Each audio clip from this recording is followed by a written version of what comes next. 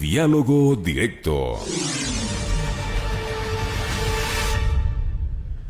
17:12, abrimos este espacio de entrevista y nos comunicamos ya con Fausto Jarrín, abogado de Pablo Romero y del expresidente Rafael Correa, para conversar sobre las nuevas novedades dentro del caso Balda, que se lo conoce así. Bienvenido, Fausto, te saluda Patricio Peralta, ¿me escuchas?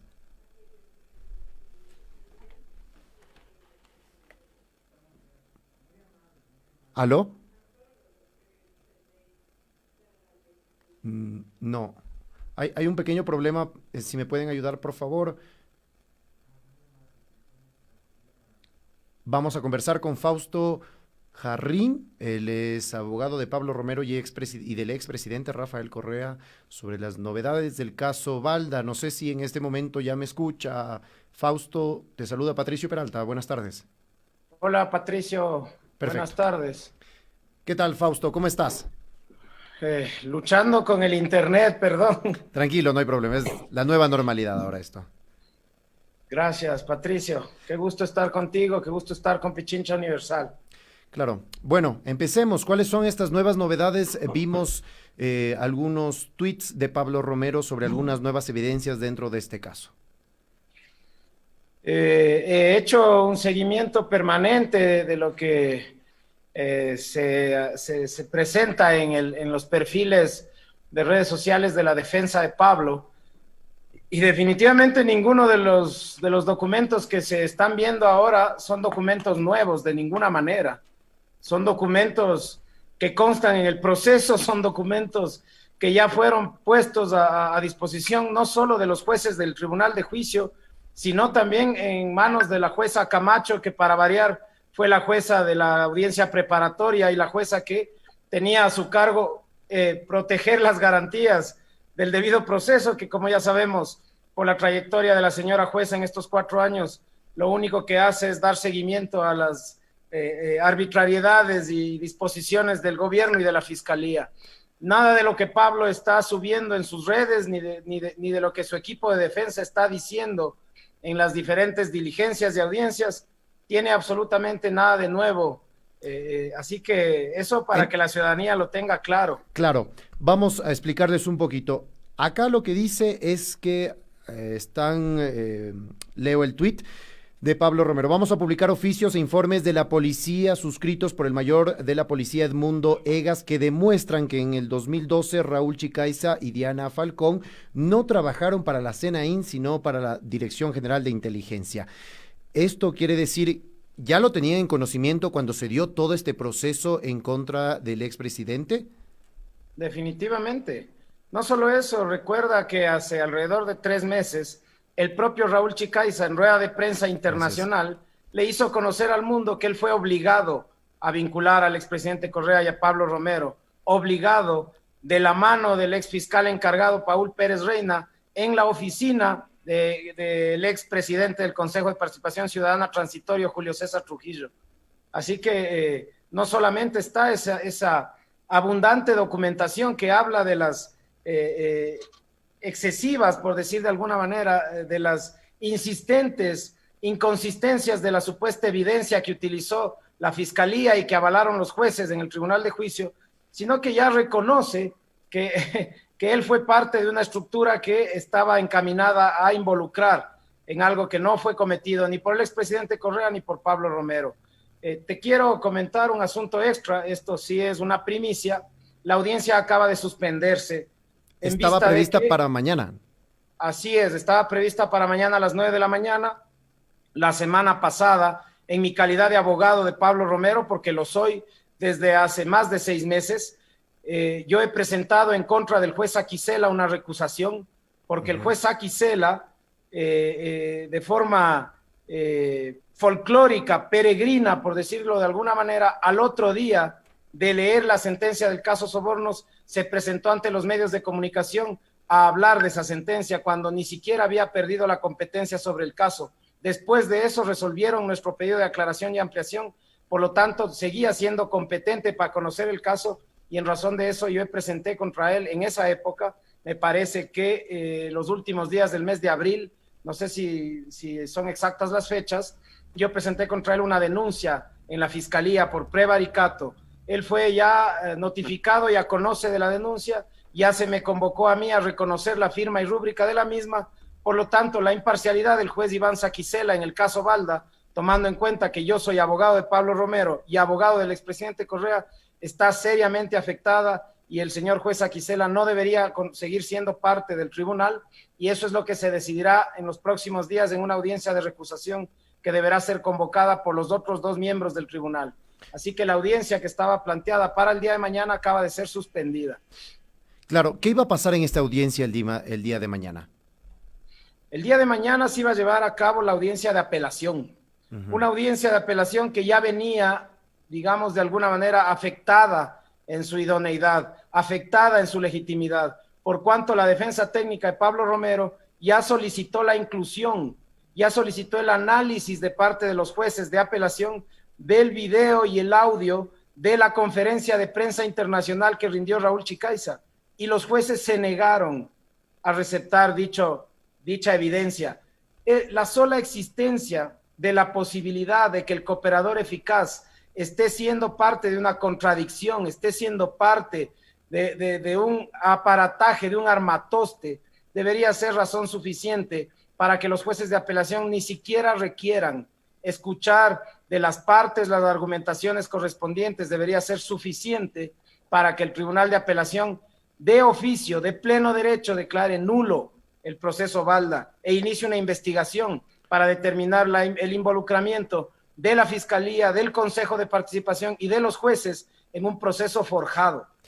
Claro, justamente esto es lo que se venía tratando y se venía diciendo. Raúl Chicaiza, bueno, el caso Baldas se fundamenta únicamente en estos testimonios, y claro, tuvimos en agosto del año anterior estas declaraciones de Raúl Chicaiza en el que comenta que fue presionado por las autoridades para inculpar justamente al expresidente Rafael Correa, más allá de que sea verdad, porque desde otro lado también salieron este grupo de personas a decir que tenía presiones de otro lado.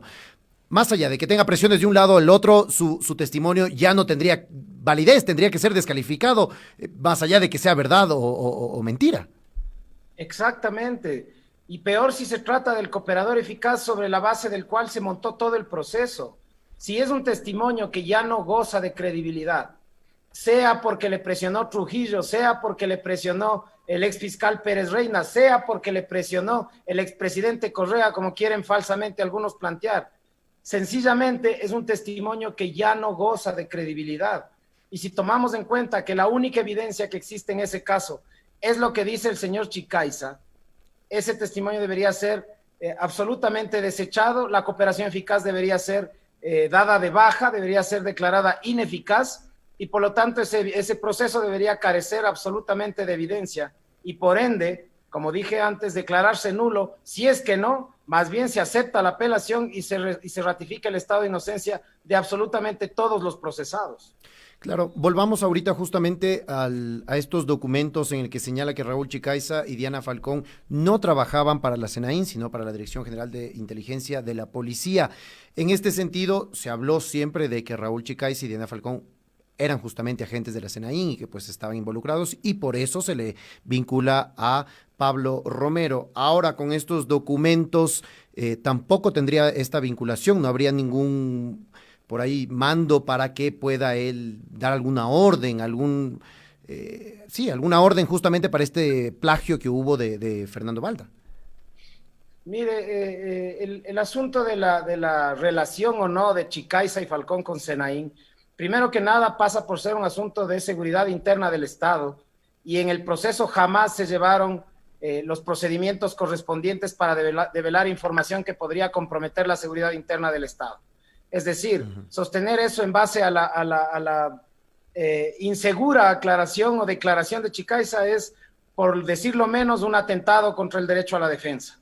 Y segundo, en relación a Pablo Romero, basta darse cuenta que la operación Guayacán fue antes de que Pablo Romero sea secretario de Inteligencia, y la famosa operación Wilson fue cuando Pablo Romero ya no era secretario de Inteligencia. Es decir, ninguna de las dos supuestas operaciones, que además no guardan relación temporal con el caso Balda, porque la una fue un año antes y la otra fue un año después, y los documentos constan en el proceso y sin embargo los jueces se hicieron de la vista gorda de las fechas de esas supuestas operaciones, ninguna de las dos tiene relación alguna con Pablo Romero, ninguna relación con él.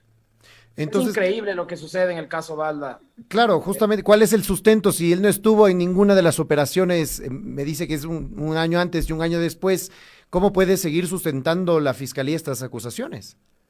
Como han sustentado la mayoría de los casos contra quienes somos o fuimos parte del correísmo, como se ha sustentado el caso de rebelión contra la prefecta de Pichincha, como se ha sustentado el caso Sobornos. En el caso Balda, lo que dice la Fiscalía es que la cooperación eficaz es suficiente y lo que ha aportado el señor Raúl Chicaiza dentro de la cooperación eficaz son audios supuestamente grabados de una conversación con el señor Pablo Romero y no dicen que esa conversación es del 2015.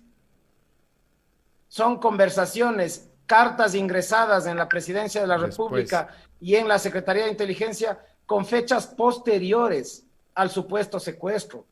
Ninguna evidencia está relacionada temporalmente con los días en los que supuestamente se dio este suceso, que a nuestro criterio, al menos al mío personal como abogado defensor del expresidente Correa, no pasa de ser un asunto de mal reparto entre delincuentes que se dio a efecto en Colombia y nada tiene que ver ni con el gobierno del Ecuador, ni con definitivamente el expresidente Correa o Pablo Romero. Claro, justamente nos comentaste que en el caso Sobornos se maneja la misma dinámica, en este caso también, sin duda, se retoma este tipo de procesos en medio de en una agenda, en un calendario electoral, justamente para desprestigiar. Se ha hablado de una persecución constante, la utilización de la justicia para perseguir a la política. No nos cabe duda, creo yo, al respecto de esto.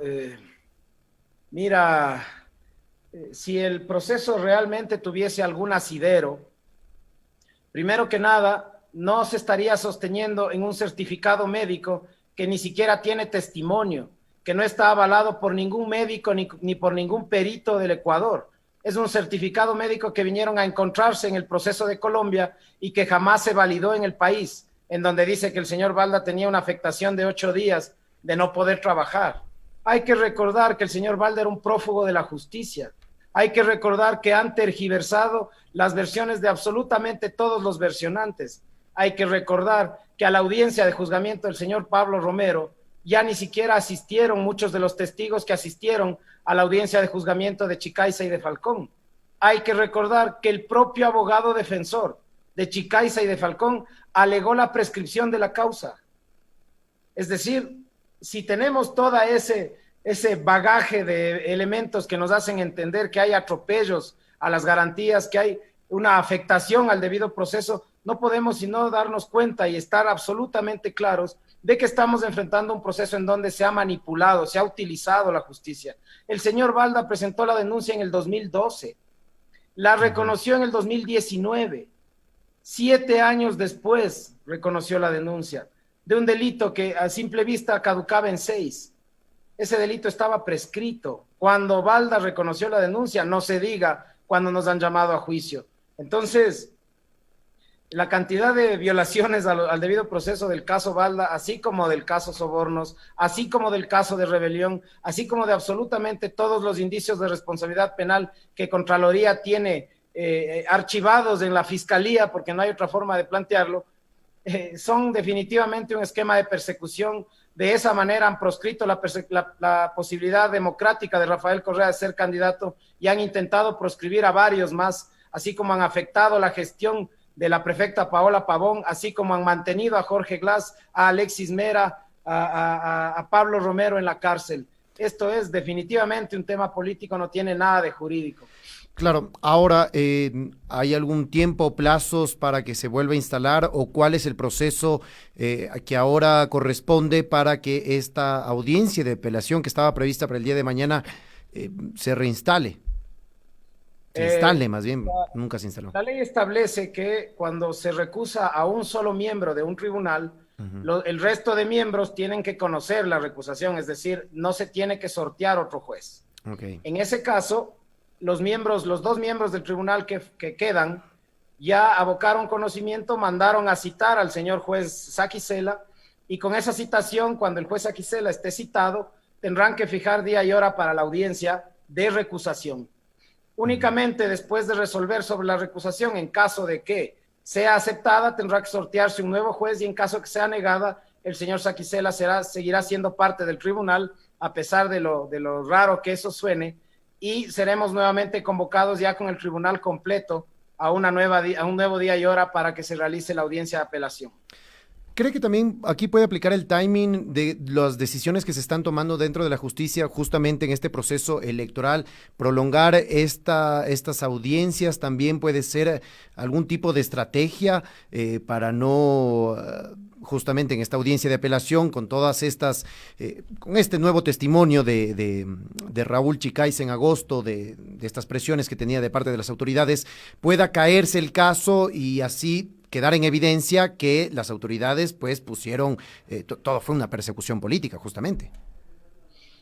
La razón de la recusación es que yo considero que constitucionalmente no es factible que un juez a quien yo he denunciado por prevaricato, un juez al que yo pienso meter en la cárcel, sea parte del tribunal que juzga una apelación en materia penal.